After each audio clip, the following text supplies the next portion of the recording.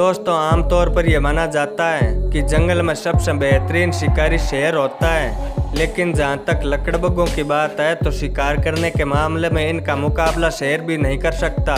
लकड़बग्घे बहुत ही बुद्धिमान और तेज तर्रार हमलावर होते हैं। दोस्तों हालांकि जंगल में शेर को सम्मान और लकड़बग्घों को हमेशा तिरस्कार मिलता रहा है, लेकिन यदि अन्य छोटे मांस पक्षियों की नज़र से देखा जाए तो लकड़बग्घे बहुत ही अधिक सम्मान के काबिल जानवर होते हैं।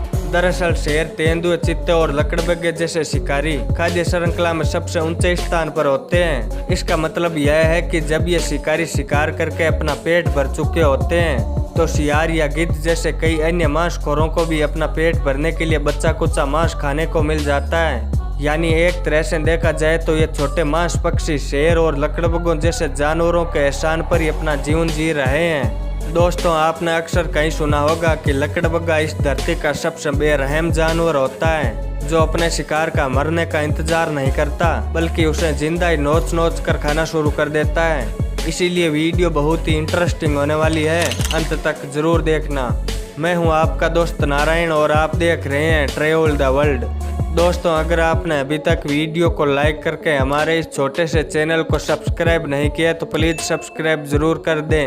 लकड़बग्घे अपना बड़ा झुंड बनाकर रहते हैं। अपने झुंड की भोजन की जरूरतों को पूरा करने के लिए ये हर वक्त शिकार करते हैं और शेरों से भी कई गुना अधिक। इस तरह से देखा जाए तो यह न सिर्फ खुद का बल्कि अनेकों अन्य जंगली जीवों का भी पेट पाल रहे हैं, किंतु अपनी मौका परसी योजनाओं की वजह से लकड़बग्घों की छवि धूर्त शिकारी के तौर पर बनी हुई है। ये माना जाता है कि ये खुद शिकार करने के बजाय लकड़बग्घे शिकार को किसी दूसरे शिकारी से छीन लेना ज्यादा पसंद करते हैं। ये काफी हद तक सच भी है। दोस्तों लकड़बग्घों का झुंड इतना बड़ा होता है कि केवल मेहनत से बात नहीं बन पाती, बल्कि इन्हें दूसरे शिकारियों की मेहनत को कब्जाने के लिए भी तैयार रहना पड़ता है। लेकिन इसका मतलब यह नहीं है कि ये खुद से शिकार नहीं करते। लकड़बग्घों का एक बड़ा झुंड आसानी से भैंसों का, यहाँ तक कि कभी कभार हाथियों का भी शिकार कर लेता है। वास्तव में लकड़बग्घे अपने भोजन की 80% व्यवस्था खुद शिकार करके ही करते हैं। दोस्तों यहाँ आप इस वीडियो क्लिप में देख पा रहे हैं कि किस तरह से केवल 4 लकड़बग्घे मिलकर एक हाथी को मार रहे हैं। वास्तव में जिसका शिकार करने में शेर भी विफल हो जाते हैं, उस शिकार को लकड़बग्घे आसानी से अंजाम दे देते हैं। यहाँ तक कि बहुत बार शेर तो पहले से मरे हुए हाथी को भी नहीं खा पाते। शेरों की बाइट फोर्स करीब 650 PSI होती है और हाथी की त्वचा इतनी मजबूत होती है कि 650 PSI की बाइट फोर्स के दम पर इस कठोर चमड़ी को नहीं काटा जा सकता। इसीलिए अधिकतर मौकों पर शेर मरे हुए हाथी को भी छोड़कर चले जाते हैं। वहीं दूसरी ओर शेर से छोटा आकार होने के बावजूद भी लकड़बग्घों की बाइट फोर्स करीब 1150 PSI तक होती है।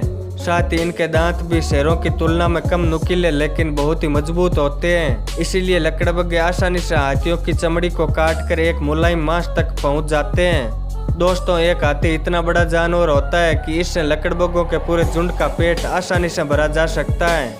बाद में लकड़बग्घों द्वारा काटी गई त्वचा वाले हाथी से कई बार शेर भी अपना पेट भरते हुए देखे गए हैं। यानी हमेशा लकड़बग्घे शेरों पर निर्भर नहीं होते, बल्कि कभी कभार शेरों की भी निर्भरता लकड़बग्घों पर देखी जा सकती है। दोस्तों वैसे जहाँ तक शिकार छीन लेने की बात है तो ऐसी मौका परिस्थिति सिर्फ लकड़बग्घों में ही नहीं होती है, बल्कि मौका मिलने पर शेर भी लकड़बग्घों से शिकार छीन लेते हैं। जंगलों में तो शेर और लकड़बग्घों की स्टडी में एक अनोखी बात पता चली है।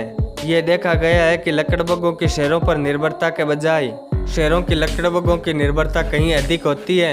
बहुत बार शेर लकड़बग्घों द्वारा छोड़े गए मांस को खाकर अपना गुजारा करते हैं। ये लकड़बग्घों के छोटे झुंड शेरों का शिकार छीनते हुए भी बहुत बार देखे गए हैं। शेरों के अलावा लकड़बग्घों का दूसरा सबसे बड़ा दुश्मन तेंदुए को माना जाता है। दोस्तों जंगल में हर दिन लकड़बग्घे और तेंदुए के बीच झड़प होती रहती है। हालांकि जब लकड़बग्घे अपने झुंड में एक साथ हो तो इनसे टकराने की हिम्मत ना सिर्फ शेर में होती है और ना ही तेंदुए में। वास्तव में एक झुंड के रूप में लकड़बग्घे इस धरती के सबसे सफल मांसाहारी जानवर माने जाते हैं। हाइना की सफलता का राज इनकी एकजुटता में छुपा होता है। यह एक आदर्श परिवार का बेहतरीन एग्जाम्पल है। ये शिकार करने के बाद झुंड के सम्मानित सदस्यों और विशेष तौर पर मादाओं को भोजन करने का हक नरों से पहले मिलता है। यहाँ तक कि गर्भवती मादाओं और अपने बच्चों को दूध पिला रही माँ के भोजन का लकड़बग्घे विशेष तौर पर ख्याल रखते हैं। ठीक इसी तरह से सभी लकड़बग्घे मिलकर अपने नन्हे बच्चों को भी रखवाली करते हैं। ये शेरों की तरह एक दूसरे के बच्चों को नहीं मारते, बल्कि झुंड के सभी बच्चों की जान बचाने के लिए हर एक लकड़बग्गा अपनी जिंदगी की बाजी लगाने के लिए तैयार रहता है।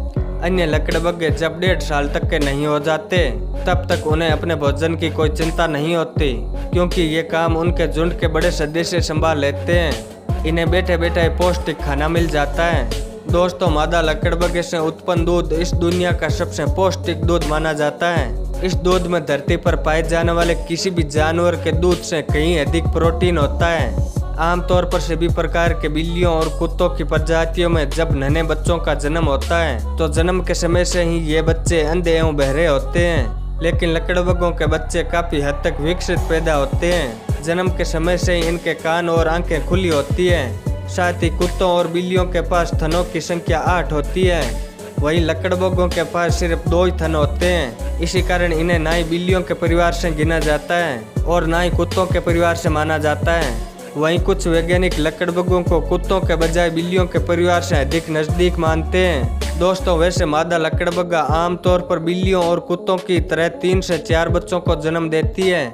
ऐसी परिस्थिति में केवल 2 थन होने की वजह से सभी बच्चों को दूध नहीं मिल पाता। इसीलिए मां लकड़बग्गा ये हमेशा ध्यान रखती है कि किस बच्चे ने दूध पी लिया है और कौन सा बच्चा भूखा है। लेकिन अधिकतर मौकों पर दूध न मिल पाने के कारण सभी बच्चों में से कमजोर बच्चा मारा जाता है। कुत्तों और बिल्लियों की तुलना में ये बहुत ही अधिक आवाजें भी निकालते हैं। वहीं धब्बेदार लकड़बग्गों को तो हंसने वाले लकड़बग्गों के नाम से भी जाना जाता है, क्योंकि कई बार इनकी आवाजें ऐसी ही होती है जैसे मानो ये हंस रहे हो। हालांकि हम इंसानों की तरह लकड़बग्गे हंसने की आवाज में खुशी नहीं मनाते, बल्कि इस आवाज का मतलब है कि ये लकड़बग्गा बहुत ही ज्यादा चिंता और परेशानी में है। और किसी लकड़बग्गे द्वारा ऐसी आवाज निकालने से सभी लकड़बग्गे चौंकने एवं इकट्ठा हो जाते हैं, ताकि संभावित खतरे का मिलकर सामना किया जा सके। और साथ मिलकर लकड़बग्गे बहुत ही हिंसकता के साथ अपने प्रतिद्वंदी पर टूट पड़ते हैं। दोस्तों, भले ही लकड़बग्गों को एक क्रूर शिकारी माना जाता है, परंतु सच्चाई यह है कि क्रूरता एक प्रकार की मानी हुई अवधारणा ही है। वैसे देखा जाए तो किसी भी जानवर को क्रूर नहीं कहा जा सकता, चाहे वो किसी भी तरीके से अपना जीवन जी रहा हो। प्रकृति के नियमों के अनुसार लकड़बग्गा जीवित रहने के लिए कड़ी मेहनत करने वाला जानवर है, इसीलिए इनका सम्मान किसी भी नजरिए से शेरों से कम नहीं होना चाहिए। प्रकृति के हिसाब से जितने जरूरी घास चरने वाले जानवर होते हैं, उतने जरूरी मांस खाने वाले जानवर भी हैं। और मांसखोर जानवर के तौर पर लकड़बग्गों की सफलता किसी से भी छुपी नहीं है। इसीलिए मानव अवधारणा के बजाय कुदरत की अवधारणा से देखा जाए तो लकड़बग्गे क्रूर नहीं बल्कि धरती के सबसे श्रेष्ठ जानवरों में से एक हैं। दोस्तों, आज के लिए बस इतना ही। मैं उम्मीद करता हूँ कि यह वीडियो आपको काफ़ी पसंद आया होगा। अगर पसंद आया है तो वीडियो को लाइक करके हमारे चैनल को सब्सक्राइब करना बिल्कुल भी ना भूलें। चलो फिर मिलूंगा आपसे किसी नए टॉपिक पर, तब तक के लिए गुड बाय।